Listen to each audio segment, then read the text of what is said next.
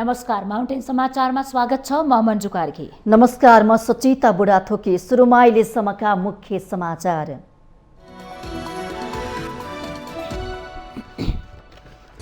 स्थानीय तह निर्वाचनको परिणाम आउने क्रम जारी। पछिल्लो परिणाम र अग्रताको आधारमा नेपाली कांग्रेस र नेकपा एमाले बीच तीव्र प्रतिस्पर्धा। नेकपा माओवादी तेस्रो स्थानमा। महानगरपालिकामा मतगणना जारी। काठमाडौँमा स्वतन्त्र उम्मेद्वार बालेन्द्र शाहको अग्रता कायमै। भरतपुरमा माओवादीकी रेणु दाहाल र एमालेका विजय सुवेदी बीच कडा प्रतिस्पर्धा। निर्वाचनलाई स्वच्छ, स्वतन्त्र र निष्पक्ष बनाउन आयोग कहीँ पनि नचुकेको निर्वाचन आयोगको प्रश्नोक्ति। छिटफुट घटना बाहेक देशभर शान्तिपूर्ण निर्वाचन भएको दावी। सत्ता पक्षले चुनाव जित्न धाँधली गरेको भनी एमालेले लगाएको आरोपको कांग्रेसद्वारा खण्डन। गठबन्धनको पक्षमा आएको प्रारम्भिक नतिजाले एमाले अत्तालिएको दावी। अरुण 4 अर्ध जलाशययुक्त जलविद्युत आयोजना निर्माण गर्न नेपाल र भारतबीच सम्झौता। परियोजनाबाट नेपालले मासिक 21.9% बिजुली निशुल्क पाउने। अफ्रिकी मुलुक सोमालियाको राष्ट्रपतिमा हसन शेख मोहम्मद निर्वाचित। विद्रोही समूह अल शबाबमाथि नियन्त्रण र आतंकवादलाई परास्त गर्ने चुनौती रहेको विश्लेषण। र आइपिएल टी20 क्रिकेटमा दिल्ली क्यापिटल्सको जित। दिल्लीसँग पंजाब किङ्स 17 रनले पराजित।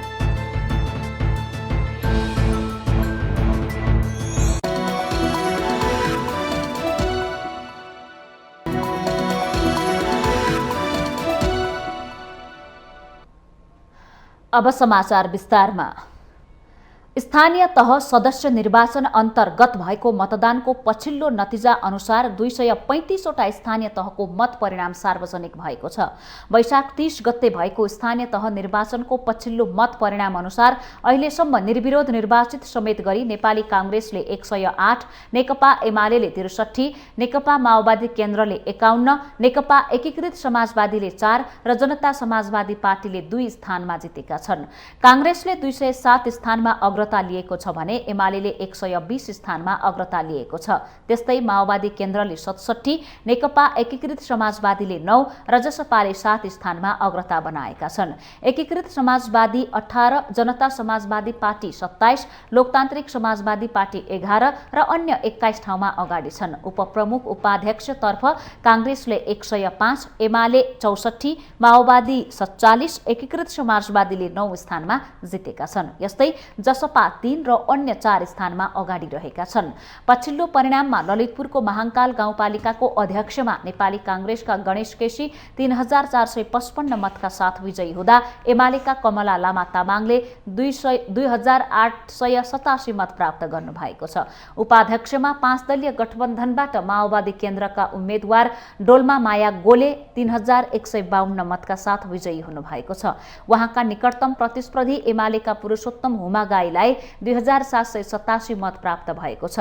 त्यसैगरी नवलपुरको हुम्से कोट गाउँपालिकाका अध्यक्ष र उपाध्यक्षमा नेपाली कांग्रेसका उम्मेद्वार विजयी भएका छन्। अध्यक्षमा 6455 मतबाट लक्ष्मी पाण्डे निर्वाचित हुनुभएको छ। उपाध्यक्षमा कांग्रेसका पूर्णसिंह राणाले 6705 मत ल्याएर विजयी हुनुभएको छ। यसैगरी सङ्खुवा सभाको 5 खपन नगरपालिकाको मेयरमा नेपाली कांग्रेसका उम्मेद्वार निर्वाचित भएका छन्। कांग्रेसका विपिन राई 4788 मत ल्याएर निर्वाचित हुनुभएको हो। उहाँका निकटतम प्रतिद्वन्दी एमालेका हिन्द कुमार राई 3437 मत पाउनु भएको छ। त्यस्तै उपप्रमुखमा नेकपा एकीकृत समाजवादीका सुमना श्रेष्ठ निर्वाचित हुनुभएको छ। सल्यानको खलाङ्गामा पर्ने शारदा नगरपालिकामा प्रमुख तथा उपप्रमुखमा कांग्रेस विजयी भएको छ। प्रमुखमा कांग्रेसका प्रकाश भण्डारी र उपप्रमुखमा सुस्मिता सापकोटा विजयी हुनुभएको छ। मकवानपुरको भीमफेदी गाउँपालिकाको प्रमुखमा नेकपा एमालेका हिदम लामा दोस्रो कार्यकालका लागि पुनः निर्वाचित हुनुभएको छ। उपप्रमुखमा नेपाली कांग्रेसका सञ्जीव श्रेष्ठ एमालेकी पार्वती राणालाई 16 मतान्तरले पराजित गर्दै विजयी हुनुभएको छ।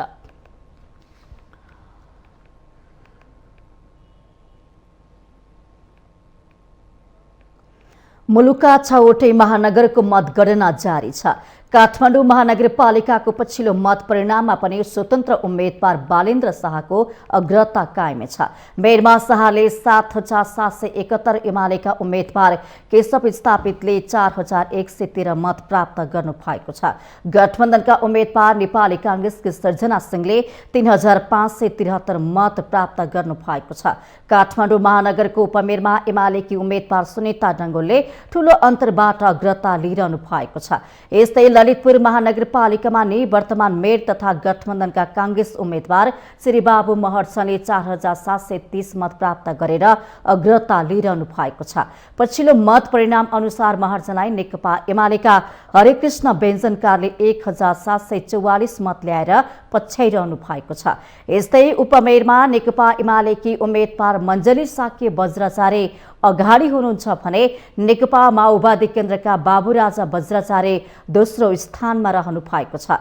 मनोनयनदेखि नै चर्चित बनेको भरतपुर महानगरमा गठबन्धनकी रेणु दाहाल र एमालेका विजय सुवेदी बीच चर्को प्रतिस्पर्धा भइरहेको छ।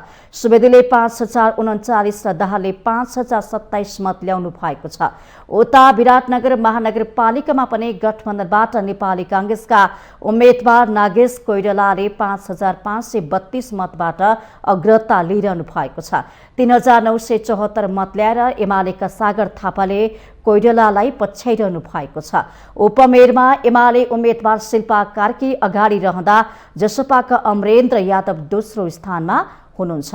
यस्तै पोखरा महानगरपालिकामा गठबन्धनका उम्मेद्वार नेकपा एकीकृत समाजवादीका धनराज आचार्यले 5,748 र एमालेका कृष्णबहादुर थापाले 5,078 मत प्राप्त गर्नु भएको छ। वीरगञ्ज महानगरपालिकामा जसपाका राजेशमान सिंहले 5,133 र एमालेका विजय सराउगीले 2,306 मत प्राप्त गर्नु भएको छ।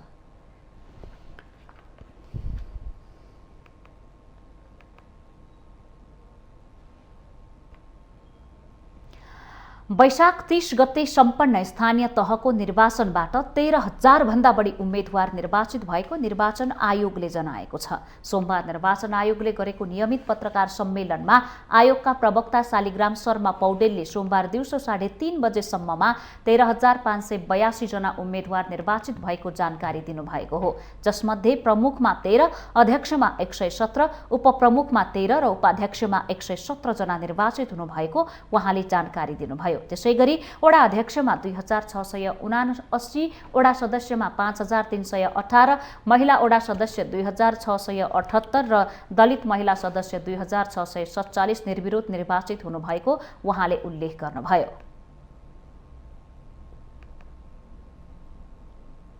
निर्वाचन आयोगको अपराह्न 3:30 बजेसम्म प्रणालीमा प्रविष्टि भएअनुसार प्रमुख 13, अध्यक्ष 117, उपप्रमुख 13, उपाध्यक्ष 117, वडा अध्यक्ष 2,679, वडा सदस्य 5,318, महिला वडा सदस्य 2,678, दलित महिला सदस्य 2,647 गरी कुल 13,582 जना उम्मेद्वार निर्विरोध समेत निर्वाचित हुनुभएको छ। उहाँले मतदान स्थगित भइसकेका विभिन्न स्थानहरूमा निर्वाचन भइसकेको र बाँकी रहेका मतदान केन्द्रमा पनि छिट्टै सूचना दिएर निर्वाचन गराइने बताउनुभयो। आयोगका प्रवक्ता पौडेलले निर्वाचनलाई स्वच्छ, स्वतन्त्र र निष्पक्ष बनाउनका लागि आयोग कहीँ पनि नचुकेको स्पष्ट पार्नुभयो। समग्रमा निर्वाचन शान्तिपूर्ण हो। अब छिटपुट घटना बाहेक उत्साहजनक रूपमै भएको भन्ने चाहिँ उहाँले व्यक्त गरिसक्नु भएको छ र आयोगको दृष्टिमा सबै दल बराबर हुन्छन्, कोही काखा पाखा हुँदैन। आयोगले निर्वाचन आयोगको संवैधानिक जिम्मेवारी नै स्वच्छ, स्वतन्त्र, निष्पक्ष र भयरहित वातावरण सम्पन्न गर्ने नै हो। त्यो भनेको मतगणना गरेर परिणाम ल्याउने बेलासम्मकै ड्युटी हो। त्यसो भए हुनाले त्यो विषयमा आयोग कहीँ पनि चुकेको छैन। आयोगले निर्वाचनलाई स्वच्छ, स्वतन्त्र, निष्पक्ष बनाउने कुरामा आयोग दृढ छ र कहीँ चुकेको छैन। छिटफुट घटना बाहेक देशभर निर्वाचन शान्तिपूर्ण रूपमा सम्पन्न भएको उहाँले बताउनुभयो।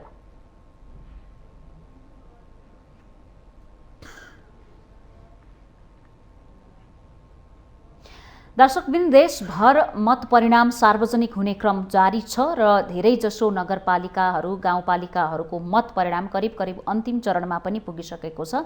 निर्वाचन आयोगले 5 गतेसम्ममा लगभग 80देखि 85% मत परिणाम सार्वजनिक गरिसक्ने भनेर बताइरहँदा महानगरपालिकाको मतगणना निकै सुस्त भयो भनेर आलोचना भइसकेपछि मतगणना स्थल बढाउने भनेर निर्वाचन आयोगले त्यसको तयारी गरेर अघि बढिरहेको छ। यसै सन्दर्भमा हामी थप जानकारी लिनेछौँ। हाम्रा संवाददाता बिन्दु अधिकारी हामीसँग प्रत्यक्ष जोडिनु भएको छ। बिन्दुजी, अहिलेसम्मको अवस्था हेर्दाखेरि मतगणनाको सुस्तता वा तीव्रता कस्तो पाउनु भएको छ र यसमा आम जनता या निर्वाचन आयोग सम्बन्धित पक्षले के भन्छन्? अलिकति ढिलो भएको हो कि भन्ने गुनासो बढेको जस्तो देखिएको छ। मतगणनाको अवस्थाबारे जानकारी गराउनुहोस्। हजुर मन्जुजी, यति बेलासम्मको मत परिणामको कुरा गर्दाखेरि चाहिँ काठमाडौँ महानगरपालिकाबाट हामी सुरु गर्छौँ। काठमाडौँ महानगरपालिकामा अहिलेसम्म नै जो स्वतन्त्रबाट काठमाडौँ महानगरपालिकाका लागि मेयरको उम्मेदवार हुनुहुन्छ बालेन्द्र शाह, उहाँको अग्रता कायमै छ। उहाँले 9605 मत ल्याएर अग्रता कायम गर्नुभएको छ भने दोस्रोमा केशव स्थापित जो नेकपा एमालेबाट मेयरका उम्मेदवार हुनुहुन्छ, उहाँले 5104 मत प्राप्त गर्नुभएको छ भने गठबन्धनका तर्फबाट सृजना सिंह मेयरको उम्मेदवार, उहाँले 4483 मत प्राप्त गरेर उहाँ तृतीय स्थानमा हुनुहुन्छ। यसरी काठमाडौँ महानगरपालिकामा अहिलेसम्म स्वतन्त्रबाट उठेका उम्मेदवारको अग्रता कायमै रहेको देख्न सकिन्छ। त्यसै गरी ललितपुरमा भने अहिलेसम्म चिरीबाबु महर्जन जो नेपाली काङ्ग्रेसबाट ललितपुर महानगरपालिकाको मेयरका उम्मेदवार हुनुहुन्छ, उहाँको अग्रता कायमै रहेको छ भने द्वितीय स्थानमा नेकपा एमालेका मेयर उम्मेदवार हरिकृष्ण व्यञ्जनकारको द्वितीय स्थानमा उहाँ रहनु भएको छ। यसरी मतगणना 6वटै महानगरपालिकाहरूको मतगणना जारी नै छ। सँगसँगै 10वटा उपमहानगरपालिकाहरूको मतगणना भइरहेको छ अहिलेसम्म। बिन्दुजी, यहाँले जानकारी गराए अनुसार अघिल्लो समाचारमा हामीले 6वटा महानगरपालिका र 11वटा उपमहानगरपालिकाको मतगणनाको बारेमा पछिल्लो परिणामको बारेमा जानकारी गरायौँ। मैले यहाँलाई प्रश्न सोधेको थिएँ कि मतगणना ढिला सुस्ती भयो भनेर चौतर्फी रूपमा असन्तुष्टि बढ्दै गएको छ। निर्वाचन आयोगले त्यसलाई व्यवस्था गर्छौँ भनेर भनिरहँदा यो नतिजा कहिलेसम्म आउन सक्छ? यसको लागि निर्वाचन आयोगले के तयारी गरेको छ? अब कतिसम्म पर्खने भन्ने सबै पक्षको एउटा असन्तुष्टि बढ्दै गए जस्तो देखिन्छ। यसमा जानकारी गराउनुहोस्। हजुर, पक्कै पनि जुन सुरुवाती चरणमा मतगणना गर्नका लागि अलिकति ढिलासुस्ती भयो, विलम्ब भयो भनेर चौतर्फी एउटा असन्तुष्टि पाइरहेका बेलामा चाहिँ अहिले निर्वाचन आयोगले काठमाडौँ महानगरपालिकामै पनि एक ठाउँबाट गणना भइरहेको थियो भने अहिले चाहिँ 5 ठाउँबाट गणना सुरु गरिसकेको छ। त्यसै गरी अरू महानगरपालिकाहरूमा पनि जुन प्रकारले मतगणना गरिरहेको थियो त्यसलाई तीव्रता दिनका लागि स्थानहरू बढाएर अहिले मतगणनालाई अलिकति कसरी हुन्छ छिटो सक्ने भन्ने हिसाबले त्यसतर्फ ध्यान चाहिँ पुगिरहेको छ र अब यही गतिमा चाहिँ मतगणना हुने हो भने सम्भवतः छिटै नै मतगणना सकिनेमा आशावादी रहन सकिन्छ। जस्तो कि बिन्दुजी, यहाँले काठमाडौँ महानगरको प्रमुखको भन्नुभयो स्वतन्त्र उम्मेदवार भनेर। चुनावको तयारी गरिरहँदा स्वतन्त्र उम्मेदवारकै रूपमा अगाडि आइरहेका सुनिता डङ्गोललाई नेकपा एमाले आफ्नो पार्टीमा लगेर हतार हतार उपमेयरको उम्मेदवार पनि बनायो। यसमा चर्चा पनि भएको थियो। तर उपमेयरमा डङ्गोलकै अग्रता निकै ठुलो अग्रता देखिएको छ, ठुलो मतान्तर देखिएको छ। उपप्रमुखमा यसको सन्देश के हो? प्रमुखमा काठमाडौँवासीले महानगरवासीले स्वतन्त्र उम्मेदवारलाई दिइरहँदा उपप्रमुखमा एकजना युवती, त्यो पनि स्वतन्त्र उम्मेदवार बन्ने अवस्थामा रहेको उम्मेदवारलाई लिएर एमाले जुन उम्मेदवार बनायो, यसले के भन्न खोज्छ? यो आम जनताको यो के चासो हुन सक्छ? हामी केही आकलन गर्न सक्छौँ? हजुर, पक्कै पनि यो विषयमा कुराकानी गर्नुपर्दाखेरि चाहिँ पछिल्लो समय अहिलेका जनताले अहिले युवा खोजेको हो कि जस्तो लाग्न सक्छ। किनभने मेयर पदका लागि स्वतन्त्रबाट उठेका जुन बालेन्द्र शाह हुनुहुन्छ उहाँलाई चुनिरहेको अवस्था छ। अहिलेसम्मको मत परिणामलाई हेर्ने हो भने उपमेयरमा जो सुनिता डङ्गोल हुनुहुन्छ नेकपा एमालेबाट, उहाँको अग्रता कायमै रहेको छ। यसलाई हेर्दाखेरि चाहिँ अहिलेका जनताले पार्टीगत हिसाबले भन्दा पनि अहिलेको युवालाई चाहिँ रोज्नुपर्छ, युवाले देश विकास गर्छ भनेर यसतर्फ पो ध्यान गएको हो कि भनेर हामीले आकलन गर्न सक्छौँ। मैले अलिकति भरतपुरको प्रसङ्ग पनि के जोड्न चाहे भने भरतपुरमा सिङ्गो गठबन्धनको दल बलले ठुलो प्रयास गर्यो, ठुलो प्रभाव छोड्ने कोसिस गर्यो, त्यसमाथि केही धम्कीपूर्ण भाषणहरू पनि आए भनेर चर्चा भयो।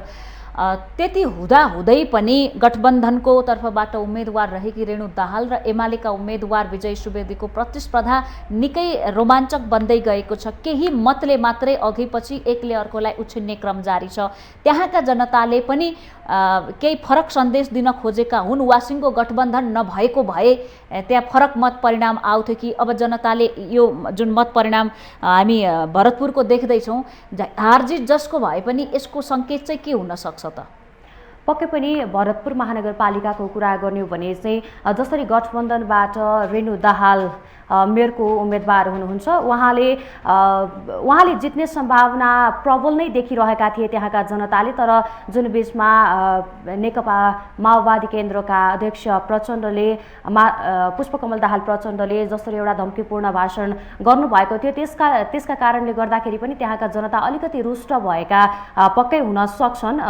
र सँगसँगै जो बागी उम्मेदवार हुनुहुन्छ जगन्नाथ पौडेल, उहाँका कारणले गर्दाखेरि पनि रेणु दाहालको मत काटिएर स्वतन्त्रतर्फ आएको हुनसक्छ। यसरी नेकपा माओवादी सँगसँगै नेकपा एमालेबाट जो उम्मेदवार हुनुहुन्छ विजय सुवेदी, तिनैजनाको मत परिणाम अहिलेसम्मको हेर्दाखेरि चाहिँ निकै रोमाञ्चक नै देखिरहेको छ।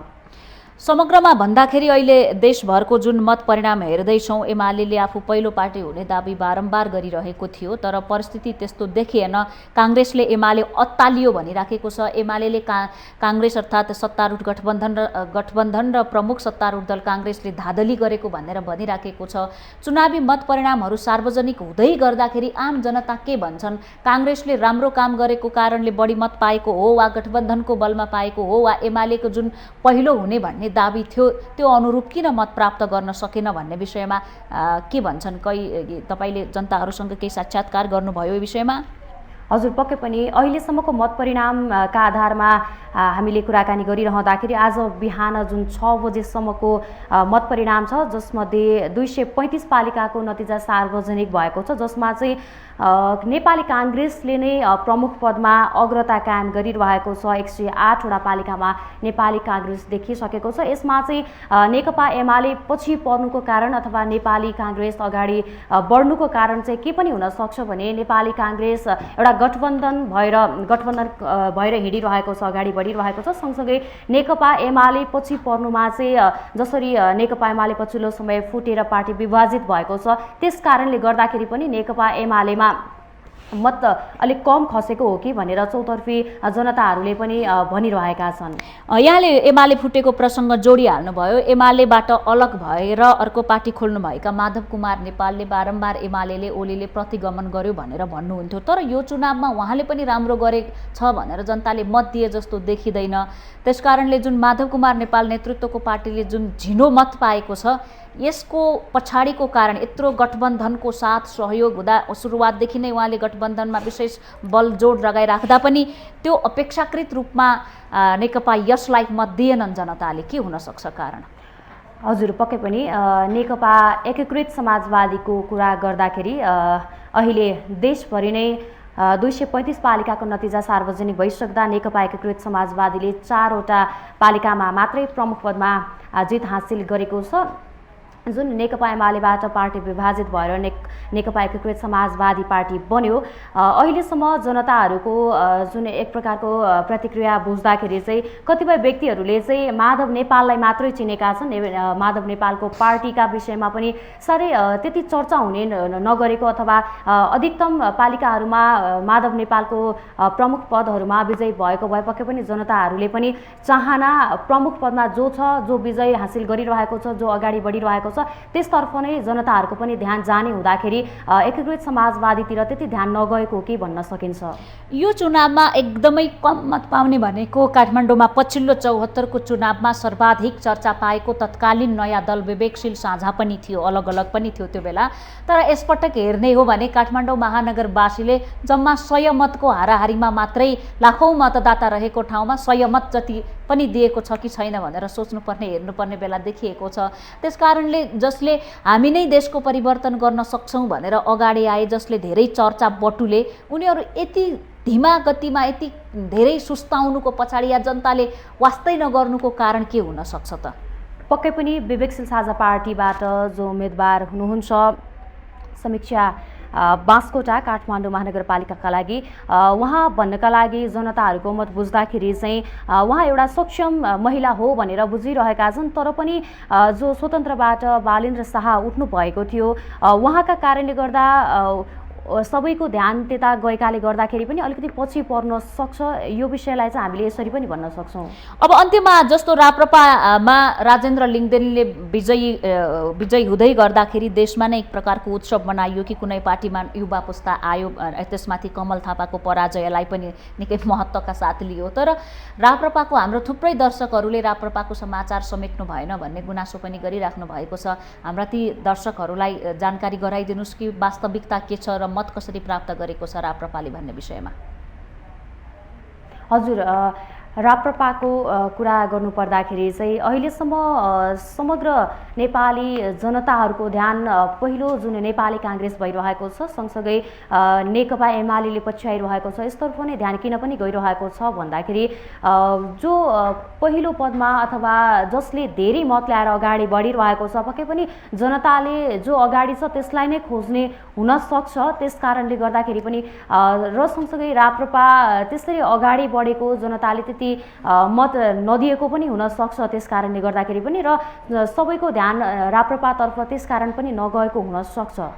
हस् बिन्दुजी, जानकारीका लागि धेरै धेरै धन्यवाद। उहाँ हुनुहुन्थ्यो हाम्रा संवाददाता बिन्दु अधिकारी, हामीसँग प्रत्यक्ष जोडिराख्नु भएको थियो। अहिले कसले कसरी मत प्राप्त गरेका छन् र त्यो मतको बारेमा समाजमा कस्तो मत बनिराखेको छ या कस्तो धारणा बनिराखेको छ भन्ने विषयमा हामी उहाँसँग जानकारी लिँदै थियौँ। माउन्टेन समाचारमा छोटो विश्राम लिन्छौँ, विश्रामपछि पुनः उपस्थित हुनेछौँ।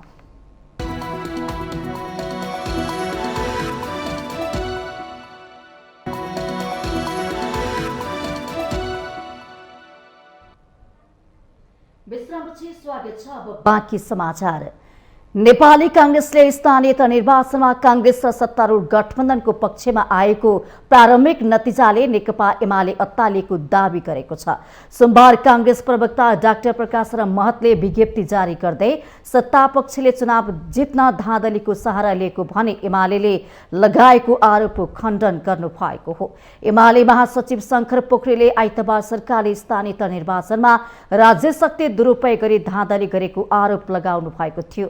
प्रवक्ता महतले एमालेको आरोपले पार्टीको ध्यानाकर्षण भएको भन्दै निर्वाचनमा नेपाली काङ्ग्रेस र गठबन्धन दलहरूको पक्षमा आएको परिणाम र नतिजाको रुझानले एमाले अत्तालिएको बताउनु भएको छ। निर्वाचन मत परिणाम स्वाभाविक आएको काङ्ग्रेसले ठहर पनि गरेको छ। प्रवक्ता महतले जारी गरेको विज्ञप्तिमा निर्वाचनमा खटेका कर्मचारी सुरक्षाकर्मीले सत्तारूढ गठबन्धनको पक्षमा धाँधली गरेको भन्नु गलत भएको भन्दै प्रतिवाद गरिएको छ। निर्वाचन कार्यतालिकामा उम्मेदवारी दर्ताको समय 2 दिन राख्ने निर्णय निर्वाचन आयोगको भएको र त्यसमा सरकार वा गठबन्धन दलको कुनै भूमिका नभएको पनि काङ्ग्रेसले जनाएको छ। विजय र पराजय सार्वभौम सत्ता सम्पन्न नेपाली नागरिकको स्वविवेकले गरेको मतदानमा निर्भर हुने नतिजा भएकाले नागरिकको विवेकको सम्मान गर्न पनि काङ्ग्रेसले एमालेलाई आग्रह गरेको छ।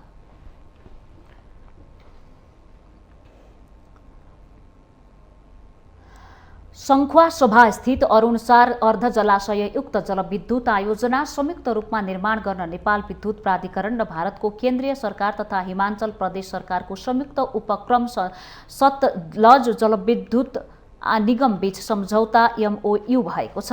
प्रधानमन्त्री शेरबहादुर देउबा र भारतीय समकक्षी नरेन्द्र मोदीको उपस्थितिमा सोमबार प्राधिकरणका कार्यकारी निर्देशक कुलमान घिसिङ तथा सतलजका अध्यक्ष नन्दलाल शर्माले MOU मा हस्ताक्षर गर्नुभएको हो।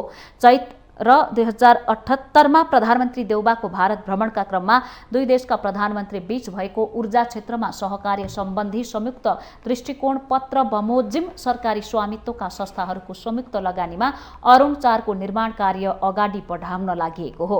900 मेगावाटको अरुण तेस्रो जलविद्युत आयोजना जति नै अरुण 4बाट नेपालले मासिक 21.9% बिजुली निशुल्क पाउनेछ। यससँगै भारतीय प्रधानमन्त्री नरेन्द्र मोदीको सोमबार भएको लुम्बिनी भ्रमणका क्रममा नेपाल र भारत बीच 6 बुँदे अन्य सम्झौता पनि भएको छ। बौद्ध दर्शन अध्ययनका लागि डाक्टर अम्बेडकर चेयर स्थापना गर्ने सम्बन्धमा भारतीय सांस्कृतिक सम्बन्ध परिषद ICCR र लुम्बिनी बौद्ध विश्वविद्यालय बीच सम्झौता भएको छ। यस्तै भारतीय सांस्कृतिक सम्बन्ध परिषद र नेपाल तथा एसियाली अध्ययन केन्द्र तथा त्रिभुवन विश्वविद्यालय बीच भारतीय अध्ययनको ICCR चेयर स्थापना गर्ने सम्झौता भएको छ। भारतीय सांस्कृतिक सम्बन्ध परिषद र काठमाडौँ विश्वविद्यालय KU बीच भारतीय अध्ययनको ICCR चेयर स्थापना गर्ने सम्झौता काठमाडौँ विश्वविद्यालय र भारतको Indian institute of technology Madras बीच सहयोगको सम्झौता पनि भएको छ। नेपालको काठमाडौँ विश्वविद्यालय र भारतको Indian institute of technology Madras Bharat बीच स्नातकोत्तर तहमा संयुक्त डिग्री कार्यक्रम गरिने अरुण 4थो आयोजनाको विकास र कार्यान्वयनका लागि सतजल जलविद्युत लिमिटेड र नेपाल विद्युत प्राधिकरण NEA बीच सम्झौता भएको छ। यसअघि लुम्बिनी भ्रमणमा आउनुभएका भारतीय प्रधानमन्त्री नरेन्द्र मोदीले मायादेवी मन्दिरको दर्शन गर्नुभएको थियो। बुद्ध पूर्णिमाको अवसरमा लुम्बिनीमा आयोजित विशेष समारोहमा सरिक हुन लुम्बिनी आइपुग्नुभएका भारतीय प्रधानमन्त्री मोदीले दर्शन र पूजापछि प्रधानमन्त्री शेरबहादुर देउबासँग संयुक्त रूपमा लुम्बिनीको पश्चिमी बिहार क्षेत्रमा भारतीय संस्कृति मन्त्रालयले निर्माण गर्न लागेको अन्तर्राष्ट्रिय बुद्धिस्ट कन्फेडरेसन बिहारको शिलान्यास गर्नुभयो। भारतीय प्रधानमन्त्री मोदी सोमबार नै नयाँ दिल्ली फर्किसक्नु भएको छ।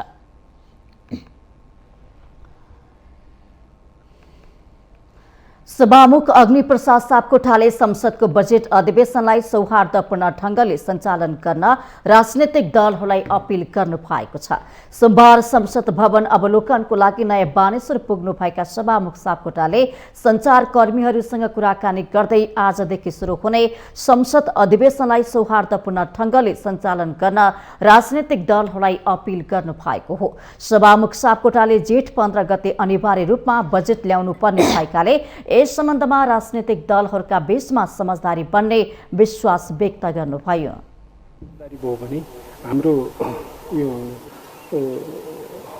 संसद सचिवालयको तर्फबाट चाहिँ हामी सधैँभरि समय मिलाउन, समयको व्यवस्थापन गर्न र त्यसलाई अगाडि बढाउनका लागि चाहिँ हामी तयार छौँ।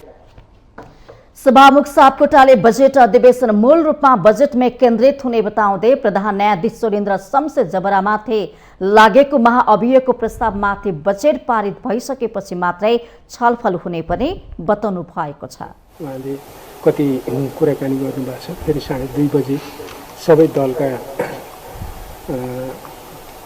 कार्यव्यवस्था परामर्श समितिमा हुनुहुन्छ प्रमुख सचेतक सचेतकहरू, त्यहाँ पनि छलफल हुन्छ। मलाई आशा छ अब धेरै समय बितिसकेको छ हैन, त्यसकारण उहाँहरूले चाहिँ अब यो धेरै महत्त्वपूर्ण अधिवेशन हो। विधेयक अधिवेशन पनि महत्त्वपूर्ण हुन्छ, तर पनि राष्ट्रको बजेट प्रस्तुत गर्ने, नीति तथा कार्यक्रम प्रस्तुत गर्ने, अब 15 गते त अनिवार्य रूपमा संवैधानिक व्यवस्था अनुसार नै बजेट प्रस्तुत गर्नुपर्ने हुनाले एउटा समझदारी बन्छ होला जस्तो लाग्छ। र उहाँले सर्वसम्मत भइसकेको विधेयकहरूलाई अघि बढाउन राजनैतिक दलहरूका बीचमा समझदारी भएमा त्यसलाई अगाडि बढाउन संसद सचिवालय तयार रहेको पनि स्पष्ट पार्नु भएको छ।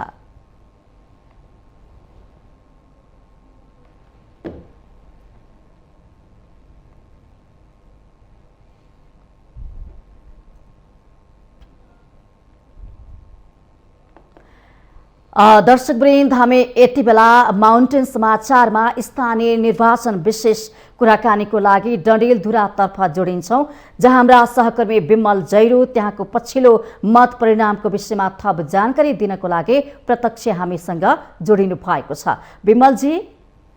हजुर सस्काजी। डडेलधुराको पछिल्लो मत परिणाम के छ?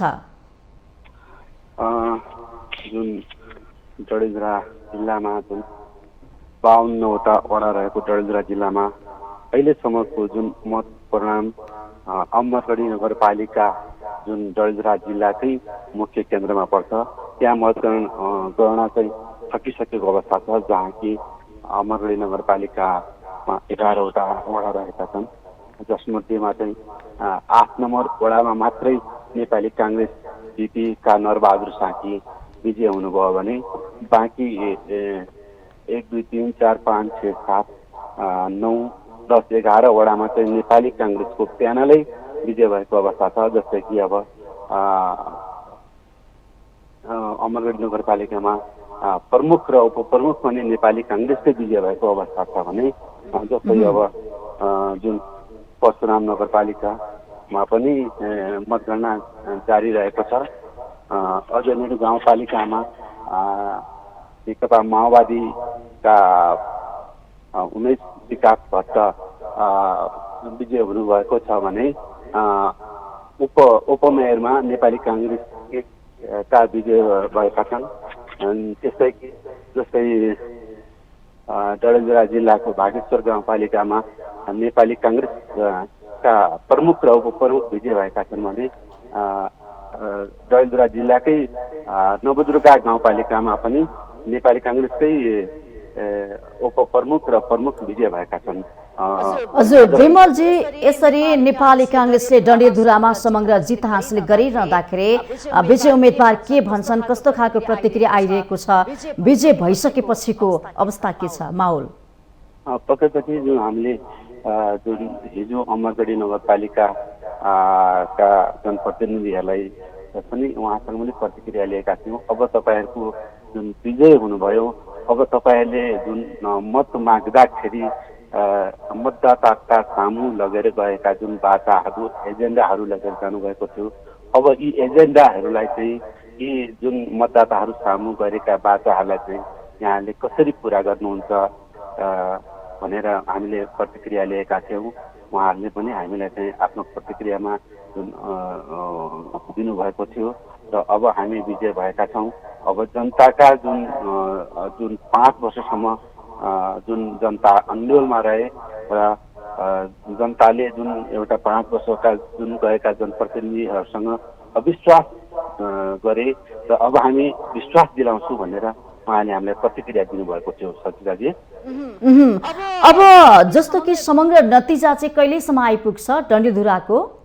पक्कै पनि जुन डडेलधुरा जिल्लामा 7वटा पालिका रहेका छन्, 7वटा पालिका मध्येमा 6वटा पालिकामा मतगणना सकिसकेको छ भने एउटा परशुराम नगरपालिकामा मात्रै मतगणना जारी रहेको अवस्था छ। सचिदाजी, अब यो परशुराम नगरपालिकाको मतगणना जारी छ भन्नुभएको छ र धेरै ठाउँमा मत बदरको कुरा पनि आइरहेको छ। मत बदरको चर्चा गर्ने हो भने डडेलधुरामा संख्याको हिसाबले हेर्ने हो भने त्यो देखिएको छ कि छैन, के छ? पक्कै पनि जुन मत जुन बदरको एउटा देशैभरि जुन मत बदर जुन यो गठबन्धनले गर्दाखेरि मत बदर हुन्छ कि भन्ने जुन आकलन गरिरहेको थिए र अहिले आएर जुन हामीले पनि डडेलधुरा जिल्लामा जुन मतदाता शिक्षा प्रभावकारी बन्न सकिरहेको अवस्था थिएन र हामी रिपोर्टिङमा जाँदाखेरि पनि अब यो गठबन्धन जुन स्वतन्त्र उम्मेदवारहरूले जुन उम्मेदवारी दिएका छन् यसले गर्दाखेरि पनि अब मतदाताहरूलाई चाहिँ क्रस मत हाल्नलाई चाहिँ जुन एउटा यसले गर्दाखेरि मत बदर हुन्छ कि भन्ने कुरा हामीले पनि आकलन गरिरहेका थियौँ भने अहिले जुन मतगणनाको जुन हामीले परिणाम हेऱ्यौँ यसले गर्दाखेरि मतदाताहरूले चाहिँ जुन आफ्नो अमूल्य मतलाई चाहिँ मत बदर नगरेको अवस्था हामीले पाएका छौँ। सचिदाजी, विगतको निर्वाचनलाई फर्केर हेर्ने हो भने नेकपा एमाले डडेलधुरामा धेरै ठाउँमा जितेको थियो, तर यसपटक भने नेपाली काङ्ग्रेसको अग्रता र जित देख्न सकिन्छ। कारण के हो, यसका पछाडि के हुन सक्लान्? पक्कै पनि जुन 2074 सालको स्थानीय तहको निर्वाचनमा डडेलधुरा जिल्लामा 3वटा तहमा चाहिँ जुन नेकपा एमाले र माओवादी केन्द्रले जुन आफ्नो स्थानीय तहमा जुन प्रमुख र उपप्रमुख विजय भएका थिए। यो पटक हामीले जुन डडेलधुरा जिल्लाको निर्वाचन अलिक फरक पायौँ। जुन मात्रै एउटा जुन अझै मेरो गाउँपालिका जुन प्रमुख माओवादी केन्द्रका छन् भने उपप्रमुख नेपाली काङ्ग्रेसका रहेका छन्। त्यस्तै आलिताल गाउँपालिकामा जुन नेकपा माओवादीकै प्रमुख र उपप्रमुख रहेका छन् भने अन्य पालिकाहरूमा चाहिँ नेपाली काङ्ग्रेसकै अग्रता जुन परशुराममा पनि नेपाली काङ्ग्रेसकै अग्रता रहेको छ। जुन अहिले मतगणना भइरहेको छ त्यहाँ पनि नेपाली काङ्ग्रेसकै अग्रता रहेको छ भने अन्य पालिकाहरूमा चाहिँ नेपाली काङ्ग्रेस विजय भइसकेको अवस्था छ। यसलाई चाहिँ कसरी लिन सकिन्छ भने जुन जनताले जुन अब फरक फरक तरिका जुन आफ्ना उम्मेदवारहरूलाई चाहिँ अब परिवर्तन चाहेको छ कि भन्ने कुरा जुन अब यहाँ एउटा जन चासो पनि रहेको हामीले पाएका छौँ। यो गठबन्धनको दबदबा परेको हो अथवा नेपाली काङ्ग्रेसका सभापति भनौँ या प्रधानमन्त्री शेरबहादुर देउवाको गृह जिल्ला पनि हो त्यसको केही प्रभाव परेको हो? यसको नतिजालाई कसरी लिन सकिन्छ? पक्कै पनि जुन यो गठबन्धन देशैभरि भयो, डडेलधुरा जिल्लामा गठबन्धनको कुनै पनि प्रभाव परेन। किन भन्दा यहाँ माओवादी जुन केन्द्रले पनि आफ्नो उम्मेदवारी दिएकै थिए, समाजवादीले पनि आफ्नो उम्मेदवारी दिएकै थिए र यहाँ डडेलधुरा जिल्लामा गठबन्धनको प्रभाव पर्न सकेन भने जुन एक हप्ता जुन सुदूरपश्चिम प्रधानमन्त्री शेरबहादुर देउवा स्वयं बस्नुभयो, सायद हामीलाई लाग्छ यसको प्रभाव परेको जस्तो हामीलाई महसुस भएको छ।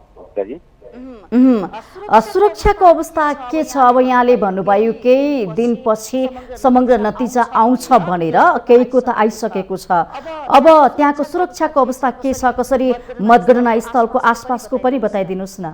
पक्कै पनि सुरक्षाको व्यवस्था चाहिँ डडेलधुरा जिल्लामा गरिएको छ।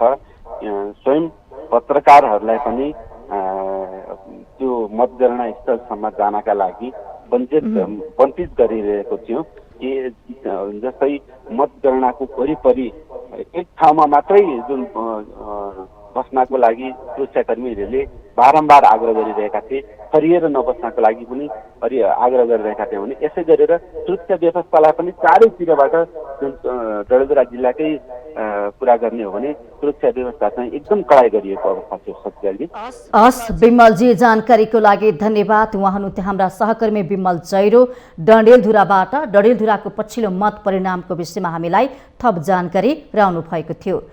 हामीसँग आर्थिक, अन्तर्राष्ट्रिय र खेल समाचार बाँकी नै छन्। माउन्टेन समाचारमा फेरि पालो भएको छ विश्रामको।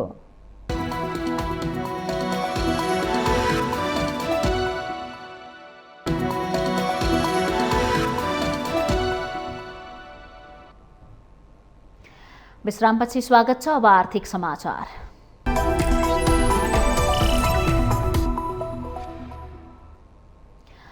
इन्डियन आयल कर्पोरेसन आईओसीले नेपाल आयल निगमलाई इन्धनको मूल्य फेरि बढाएर पठाएको छ। अन्तर्राष्ट्रिय बजारमा कच्चा तेलको मूल्य बढेकोले खरिद गर्ने प्रशोधित तेलको मूल्य समेत बढेको भन्दै आईओसीले मूल्य बढाएर नेपाललाई पठाएको हो। आईओसीले सोमबार पठाएको मूल्य अनुसार पेट्रोल प्रति लिटर 8 रुपैयाँ बढेको नेपाल आयल निगमले जनाएको छ। त्यस्तै डिजेलमा 4 रुपैयाँ तथा हवाई इन्धनमा 7 रुपैयाँ बढेर आएको छ। निगमले आईओसीसँग खरिद गर्ने प्रशोधित तेलको मूल्य वृद्धिसँगै नोक्सानी थप बढेको निगमले जनाएको छ। निगमले पछिल्लो 5 महिनाको अवधिमा आईओसीबाट प्राप्त हुने मूल्य सूची उच्च दरले बढेको जनाएको छ। 5 महिनाको अवधिमा नै पेट्रोलमा प्रति लिटर 45 रुपैयाँ, डिजेलमा 62 रुपैयाँ, मट्टी तेलमा 40, हवाई इन्धनमा 57 रुपैयाँ र खाना पकाउने एलपी ग्यास प्रति सिलिन्डर 280 रुपैयाँले बढेर आएको बताइएको छ। रुस युक्रेन युद्धका कारण अन्तर्राष्ट्रिय बजारमा इन्धनको मूल्य उच्च दरले बढेको हो। अन्तर्राष्ट्रिय बजारमा सोमबार कच्चा तेलको मूल्य प्रति ब्यारेल $111 हाराहारीमा कारोबार भएको छ। निगमले स्थानीय चुनाव लगत्तै शनिबार रातिदेखि लागू हुने गरी पेट्रोल, डिजेल र मट्टी तेलमा प्रति लिटर 10 रुपैयाँको दरले मूल्य वृद्धि गरेर पेट्रोल 170, डिजेल र मट्टी तेलको मूल्य 153 रुपैयाँ पुर्याएको छ। बढेको मूल्यमा पेट्रोलियम पदार्थ बेच्दा पनि 15 दिनमा झण्डै 4.25 अर्ब रुपैयाँ घाटा रहेको निगमले बताएको छ। अहिलेको नयाँ मूल्यमा बेच्दा पनि पेट्रोलमा 14 रुपैयाँ, डिजेलमा 31 रुपैयाँ, मट्टी तेलमा 12, हवाई इन्धनमा 12 र एलपी ग्यासमा पनि प्रति सिलिन्डर 1050 रुपैयाँ घाटा रहेको निगमको दाबी छ। नयाँ मूल्य सूची अनुसार निगमको घाटा पुनः बढ्ने देखिएको छ।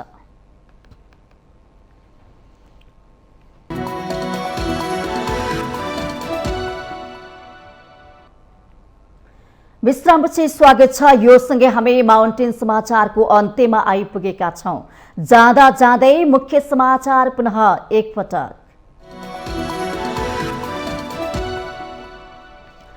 स्थानीय तह निर्वाचनको परिणाम आउने क्रम जारी। पछिल्लो परिणाम र अग्रताको आधारमा नेपाली कांग्रेस र नेकपा एमाले बीच तीव्र प्रतिस्पर्धा। नेकपा माओवादी तेस्रो स्थानमा। महानगरपालिकामा मतगणना जारी। काठमाडौँमा स्वतन्त्र उम्मेद्वार बालेन्द्र शाहको अग्रता कायमै। भरतपुरमा माओवादीकी रेणु दाहाल र एमालेका विजय सुवेदी बीच कडा प्रतिस्पर्धा। निर्वाचनलाई स्वच्छ, स्वतन्त्र र निष्पक्ष बनाउन आयोग कहीँ पनि नचुकेको निर्वाचन आयोगको प्रश्नोक्ति। छिटपुट घटना बाहेक देशभर शान्तिपूर्ण निर्वाचन भएको दावी। सत्ता पक्षले चुनाव जित्न धाँधली गरेको भनी एमालेले लगाएको आरोपको कांग्रेसद्वारा खण्डन। गठबन्धनको पक्षमा आएको प्रारम्भिक नतिजाले एमाले अत्तालिएको दावी। अरुण 4 अर्ध जलाशयुक्त जलविद्युत आयोजना निर्माण गर्न नेपाल र भारतबीच सम्झौता। परियोजनाबाट नेपालले मासिक 21.9% बिजुली निशुल्क पाउने। अफ्रिकी मुलुक सोमालियाको राष्ट्रपतिमा हसन शेख मोहम्मद निर्वाचित। विद्रोही समूह अल शबाबमाथि नियन्त्रण र आतंकवादलाई परास्त गर्ने चुनौती रहेको विश्लेषण। र आइपिएल टी20 क्रिकेटमा दिल्ली क्यापिटल्सको जित। दिल्लीसँग पंजाब किङ्स 17 रनले पराजित।